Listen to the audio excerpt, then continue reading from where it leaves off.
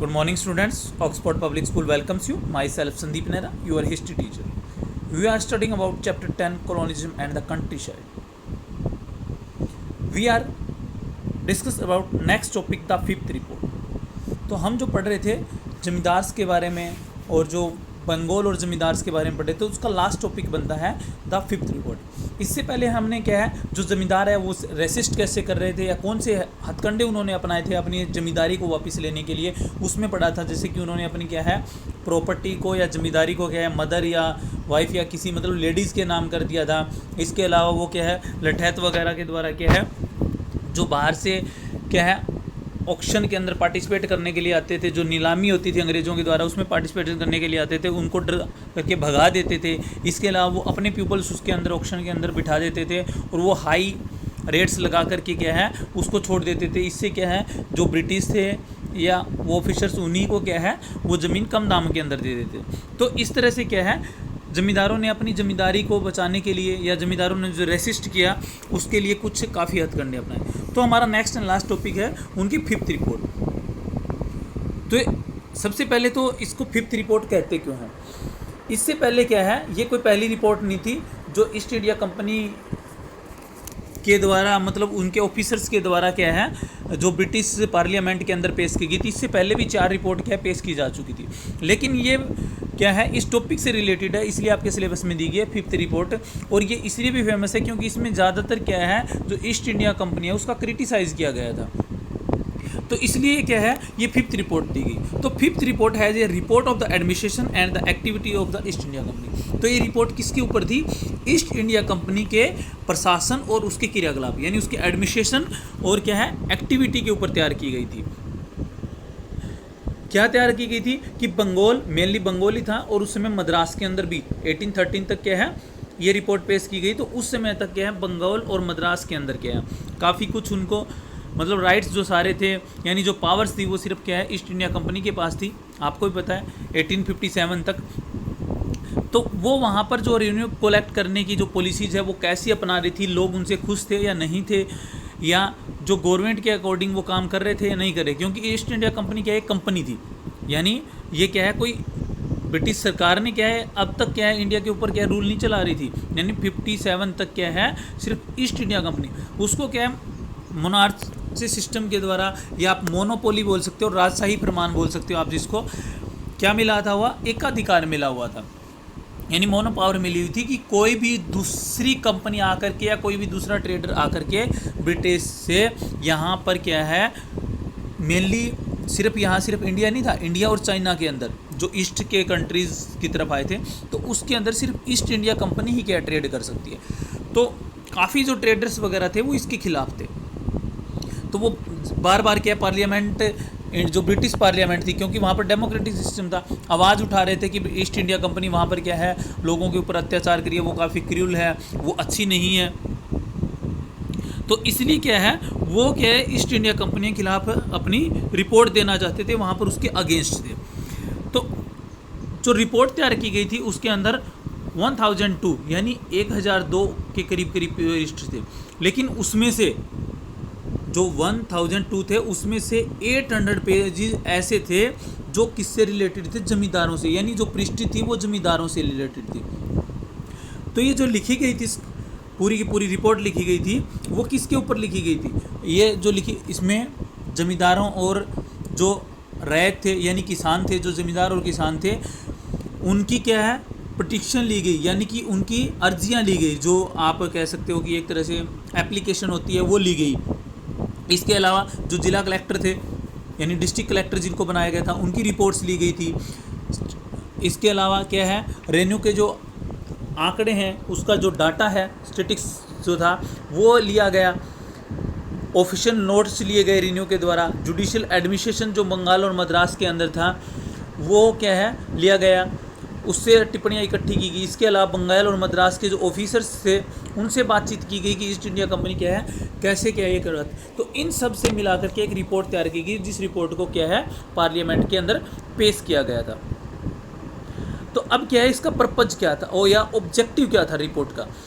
तो रिपोर्ट का ऑब्जेक्टिव क्या था यानी उद्देश्य क्या था? तो ये मैंने पहले ही बताया, इसका उद्देश्य यही था कि जो ब्रिटेन के अंदर मैनी ग्रुप्स ऑफ पीपल थे वो क्या है, ब्रिटेन से हैप्पी नहीं थे, यानी इस बात से खुश नहीं थे कि इंडिया के अंदर क्या है अकेली ईस्ट इंडिया कंपनी क्या है काम करे। वे इस क्या है मोनोपोली सिस्टम के क्या थे, खिलाफ थे, मतलब जो राजशाही फरमान मिला है उसके खिलाफ थे, वो इसको दूर करवाना चाहते थे।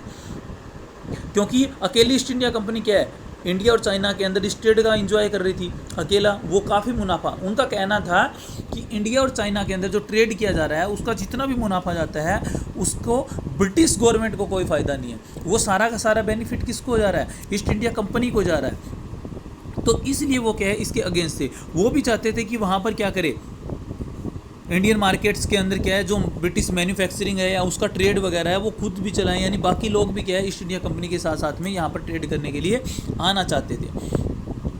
तो कहने का मतलब है कि जो कंपनी के अधिकारी थे उनका लोभ है, लालच है, भ्रष्टाचार है, उसको क्या ब्रिटेन के न्यूज़पेपर में खूब उछाला गया कि इंडिया के अंदर वो ऐसा कर रहे हैं, ऐसा कर रहे हैं। तभी क्या है वहाँ की पार्लियामेंट ने ऑर्डर दिया कि क्या है एक मतलब ऑफिसर्स को भेजा कि वहाँ से रिपोर्ट तैयार की जाए, इंडिया जाकर के बंगाल और मद्रास की सिचुएशन को देखते हुए वहाँ से क्या है एक रिपोर्ट तैयार की जाए और उस रिपोर्ट के बेस पे ही कोई फैसला लिया जाएगा। तो इसके साथ ही ब्रिटिश पार्लियामेंट में क्या है काफ़ी एक्ट्स पास किए, काफ़ी रूल्स बनाए और कहा कि ईस्ट इंडिया कंपनी इन रूल्स को फॉलो करेगी। अगर वो इस रूल्स के अगेंस्ट जाती है तो उससे क्या है कभी भी जो मोनोपोली उनको मिला हुआ है, यानी जो शाही फरमान उनको मिला हुआ है उसको समाप्त कर दिया जाएगा और ट्रेड्स के लिए जो है वो अन्य कंपनीज़ को क्या है दे दिया जाएगा। तो 1830 के अंदर क्या है एक इंडिया के अंदर चार्टर भी आया था, उस चार्टर में भी इंडिया के सुधार यहाँ पर रिफॉर्म्स के बारे में, उसके सुधार के बारे में कि इंडिया के अंदर ऐसा करना चाहिए, पीपल को अवेटेड करने के लिए करना चाहिए, तो उस चार्टर के बारे में भी इस तरह की बातें लिखी गई थी। उसी समय आया था 1813 के आसपास। तो फिफ्थ रिपोर्ट क्या है, एक रिपोर्ट थी, it was produced by A select committee, इसके लिए जो एक कमेटी सेलेक्ट की गई थी, it was concern with nature of the companies rule in India. तो इसका एक ही पर्पस था, एक ही ऑब्जेक्टिव था कि कंपनी का जो रूल है इंडिया के अंदर उसको क्या करना, दिखाना, उसको नेचुरली दिखाना, मतलब कि वो कहाँ पर कैसा क्या करते हैं उसको क्या है ब्रिटिश पार्लियामेंट के अंदर क्या करना, पेश करना। इसके अलावा उसको जो ब्रिटिश ने जो कंपनी भेजी है ईस्ट इंडिया कंपनी, उसकी क्या है जांच पड़ताल करना, वो रूल्स कैसे फॉलो कर रही है, उसके खिलाफ क्या है कौन कौन से एविडेंस जा रहे हैं, वो एविडेंस इकट्ठे करना जो ईस्ट इंडिया कंपनी के अगेंस्ट थे, उन एविडेंस को इकट्ठा करना। तो ये सारे के सारे पर्पस थे। तो ये कंपनी जो ब्रिटेन है उसकी पार्लियामेंट ने है इस कमेटी को या इन ऑफिसर्स को क्या है मेनली रूरल बंगाल के अंदर क्या है बेचा, इसको देखने के लिए। अब है कि इस रिपोर्ट के अंदर ईस्ट इंडिया कंपनी की काफ़ी क्रिटिसाइज़ की गई, क्योंकि जो ऑफिसर्स वहाँ आए थे, जो कमेटी वहाँ आई थी, वो भी और जो ज़्यादातर पब्लिक थी वो क्या करना चाहती थी, ईस्ट इंडिया कंपनी से का जो इफ़ेक्ट है उसको ख़त्म करना चाहती थी और यहाँ पर क्या लाना चाहती थी, ब्रिटिश पार्लियामेंट लाना चाहती थी ताकि सभी क्या है ट्रेड कर सके। तो इसलिए क्या है उन्होंने इसका क्रिटिसाइज़ किया, इसकी आलोचना की। तो किस किस बेस पे की, मतलब कि उन्होंने क्या है बहुत से क्या है एविडेंस इकट्ठे किए, बहुत सारे।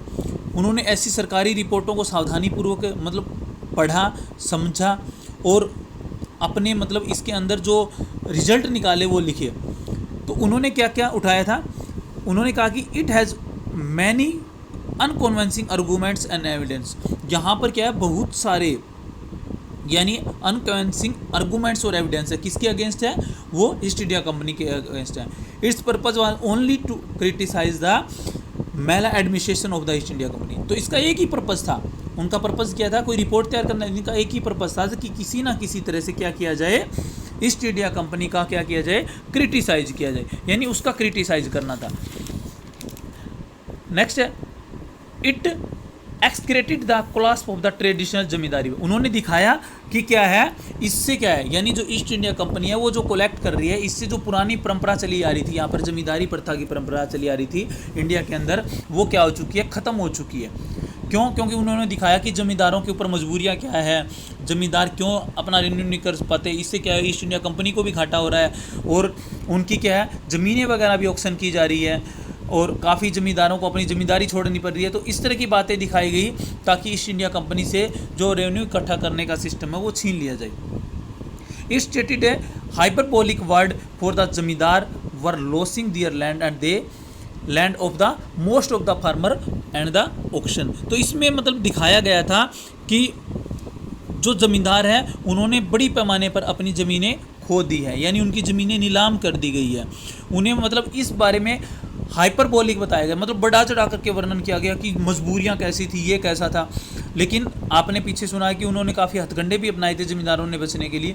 तो इस तरह से उसके बारे में बताया गया, यानी उसको क्रिटिसाइज किया गया। The company did not collect revenue with opportunity, और कहा कि जो कंपनी है वो क्या है, सही तरीके से रेवेन्यू को कलेक्ट नहीं कर रही है, इससे उसे ये राइट दे लिया जाए। तो ये सारी बातें क्या है दी गई। तो ये आपकी 5th रिपोर्ट्स थी जो बंगाल, मेनली बंगाल से थी, बाकी इसमें मद्रास का भी है।